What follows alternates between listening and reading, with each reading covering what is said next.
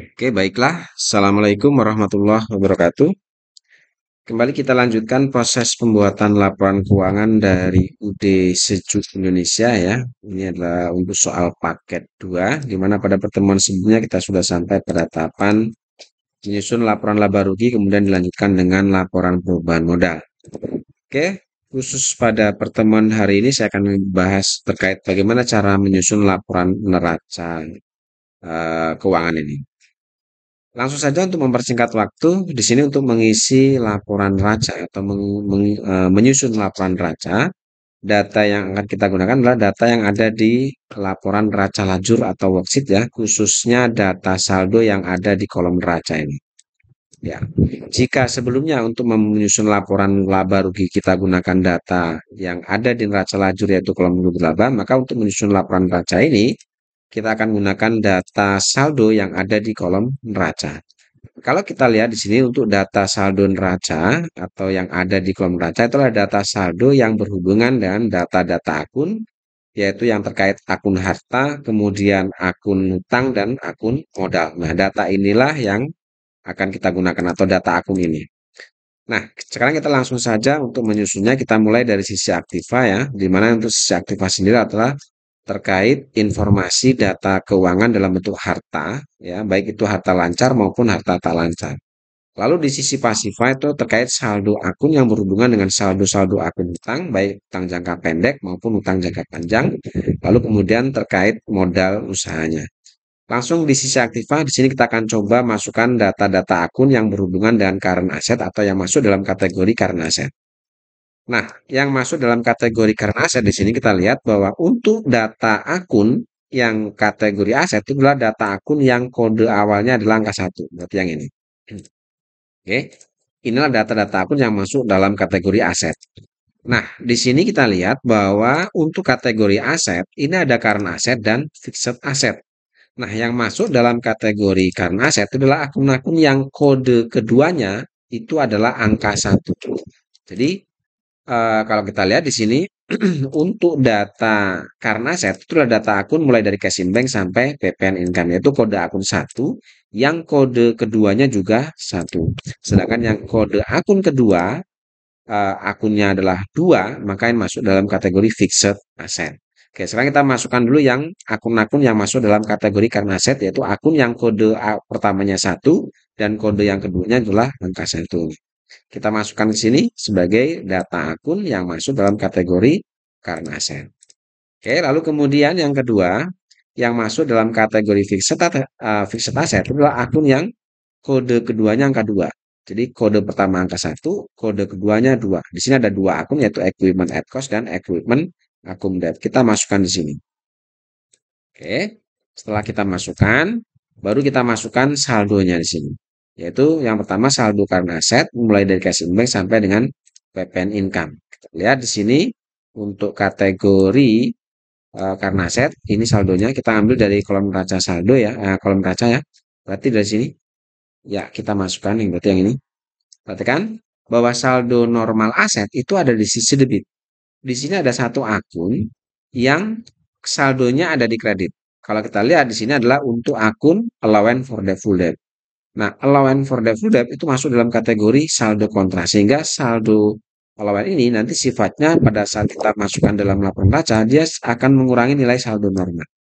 Oke, dan makanya di sini untuk allowance for the full debt kita gunakan tanda min atau dalam kurung sebagai tanda bahwa saldo ini atau saldo allowance itu mengurangi saldo normal. Oke, setelah itu silakan kalian jumlahkan. Setelah dijumlahkan kita letakkan di kolom kedua. Di sini dapat nilai untuk current asset adalah 2 miliar 558.610.875 rupiah. Ini adalah total current asset. Oke, sekarang yang masuk dalam kategori fixed asset. Sekarang kita ambil nilai saldonya tadi untuk fixed asset sendiri itu adalah equipment at cost dan equipment accumulate. Kalau kita lihat di sini saldonya ada dua ini berarti. Nah, di sini pun di kode akun yang kategori fixed asset ada satu akun kontra yaitu untuk yang equipment accumulate, dia saldonya ada di sisi kredit. Sehingga di laporan neraca kita juga gunakan tanda min untuk mencatat nilai saldo equipment ini. Oke, silakan kalian jumlahkan lalu letakkan di sisi sebelah kredit seperti ini. Nah, di sisi di kolom kedua. Seperti ini ya, kita masukkan di sini sebagai total fixed asset.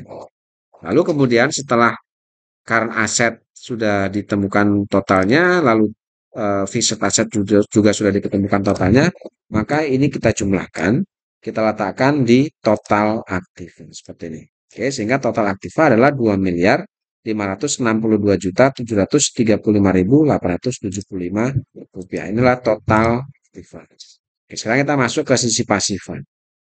Untuk pasifa yang masuk dalam kategori current liabilities dan long term liabilities, ini adalah akun-akun yang diawali dengan angka 2. Berarti yang ini. Oke, di sini kalau kita lihat ada beberapa akun mulai dari akun payable sampai dengan Bank Mandiri One. Nah, dari data akun ini yang masuk dalam kategori akun current liabilities itu adalah akun yang kode kita kasih tanda warna kuning ya, biar mudah. Oke. Kan untuk yang kode awalnya 2 ini adalah kategori akun liabilities. Yang membedakan antara current liabilities dan long term liabilities adalah kode kedua. Di sini untuk kode akun yang kedua, yang kode awalnya 2, kemudian kode keduanya 1, ini masuk dalam kategori akun current liabilities. Oke, yang ini berarti masuk dalam kategori current liabilities. Oke, sekarang kita copy dari akun payable sampai PPN outcome. Silakan masukkan di kategori current liabilities ini. Kita masukkan mulai dari akun payable sampai PPN outcome. Lalu silakan masukkan nilai saldonya. Kita lihat di sini untuk nilai saldonya sendiri untuk yang kategori current liabilities ini adalah berarti yang ini. Oke, ini sorry yang ini ya. Yang ini berarti. Ya, yang ini. Silakan kalian masukkan karena kategori current liabilities masuk dalam saldonya adalah saldo kredit ya, saldo normalnya, maka ini kita normal semua dari 9.100.000 sampai 32 juta sekian. Kita masukkan di sini. Oke, kita masukkan di sini semua. Oke, masukkan. Setelah itu kalian jumlahkan, kita letakkan di sisi sebelah kanan atau kolom kedua. Didapat total current liabilities adalah 808.350.500. Oke, sekarang kita masukkan yang long term liabilities. Kalau kita lihat long term tadi, untuk akun yang masuk kategori long term hanya ada satu akun di sini. Hanya ada satu akun long term yaitu untuk Bank Mandiri Loan. Oke, karena cuma satu akun, silakan masukkan di sini. Ya. Oke, setelah itu baru masukkan jumlahnya di sini untuk Bank Mandiri Loan itu saldonya adalah 135 juta ini. Kita masukkan di sini. Karena dia hanya ada satu, maka langsung masuk ke sisi sebelah kanan. Nah, masukkan di sini. Lalu setelah itu komponen terakhir adalah terkait equity modal. Nah, catatan buat kalian untuk modalnya, untuk equity, jangan kalian mengambil dari worksheet ini atau dari saldo equity yang ada di worksheet ini. Tapi di sini untuk equity di sini di laporan neraca, kalian ambil dari laporan perubahan modal yang sebelumnya kita selesaikan. Nah, kita ambil yang ini berarti. Modal akhir Deva Capital 31 Desember. Kalian ambil dari sini. Oke, kalian masukkan dulu untuk Deva Capitalnya, lalu masukkan saldonya di sini. Nah, inilah saldo dari laporan perubahan modal terakhir tanggal 31 Desember yang didapat dari laporan perubahan ekuitas. Kalian masukkan sini, lalu setelah itu kalian jumlahkan total current liabilities ditambah total long term dan ditambah equity.